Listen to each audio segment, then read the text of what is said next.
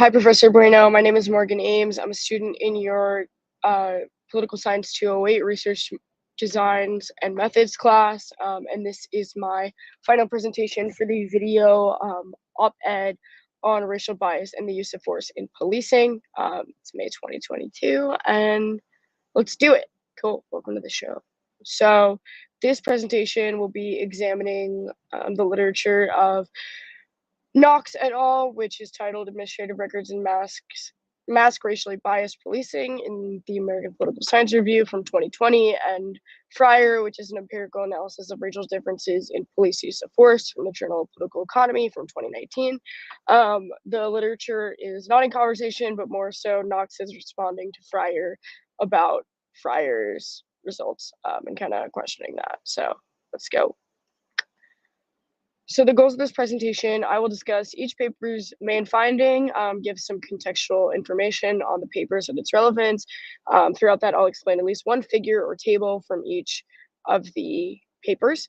I'm going to explore why Knox et al. Disagrees with Fryer and how he does so. And then I'm going to give my own assessment of the work, the problem at hand, and discuss which paper I think is better. So let's start with Fryer, which again is an empirical analysis of racial differences in police use of force. This came out in 2019.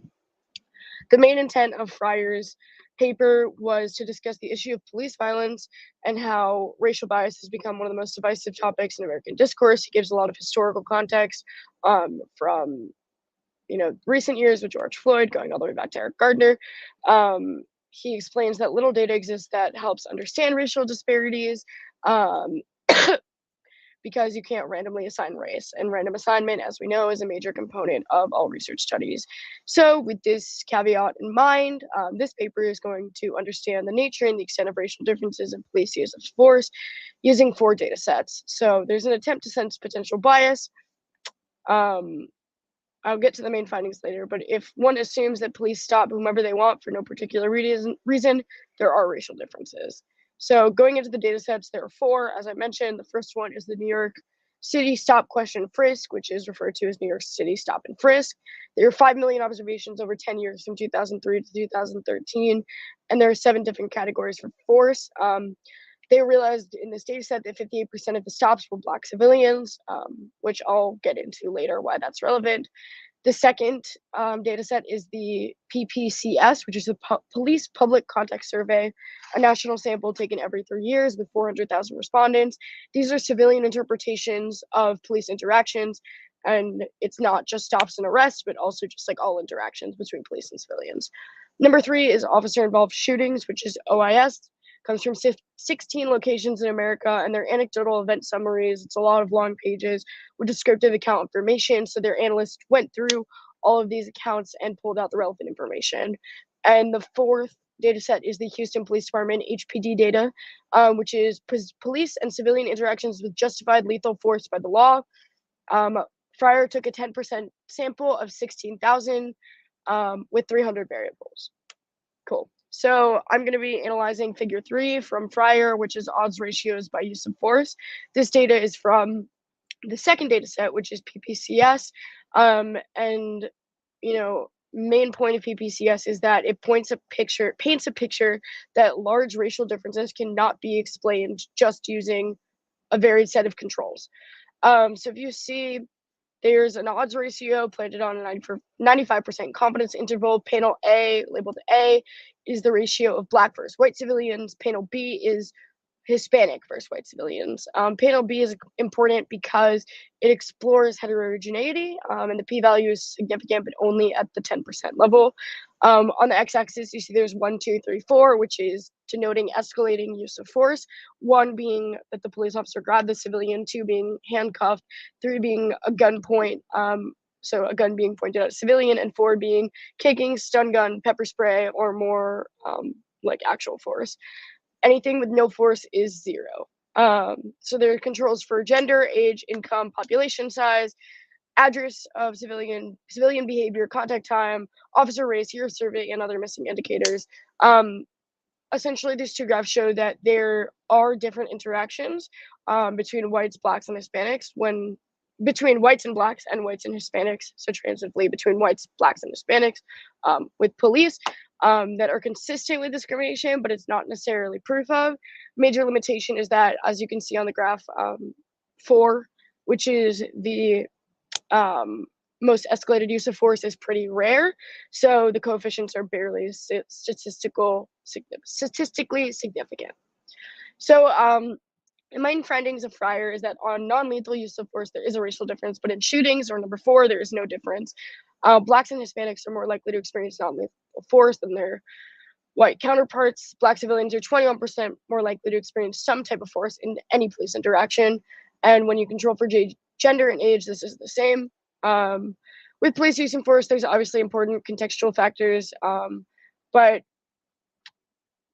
the facts are most consistent with the model of taste-based discrimination. So taste-based discrimination is when police officers face higher costs relative to non-lethal use of force. Yeah. So Fryer says that Black Lives Matter and other concerned people should seek solutions within their own community rather than trying to change police behavior. Limitations of the study is that the majority of the data is from a police perspective, which means that to be voluntarily shared. Fryer says that police probably wouldn't share information if it made them look bad. The PPCS is not perfect data because it doesn't contain information for shooting. The 4, which is the highest escalation, is not shooting. Again, the operationalization of race, you can't randomly assign it, so you can't assume direct regression accuracy.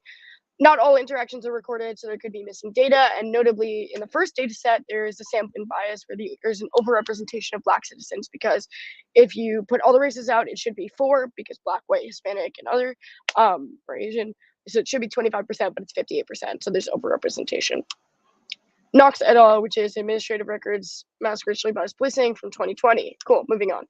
So Knox's main intent is to show that if police radically discriminate when choosing who to investigate, the analysis from the past is statistically biased because quantities of interest are undefined. So they discuss the statistical data in past studies of discrimination, including and primarily Fryer, saying that it's not substantial because of biased data and results. Their main problem with Fryer is that he only considers data from stopped individuals, which is already biased because minorities are already stopped more, which we just discussed with the 58% versus 25%.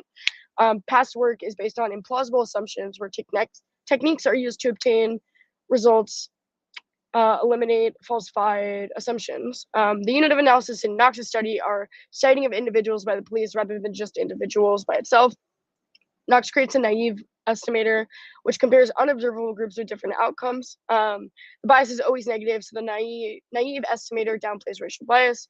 He points to 2 solutions, which are the ATE, average treatment effect, and the point identification of ATE.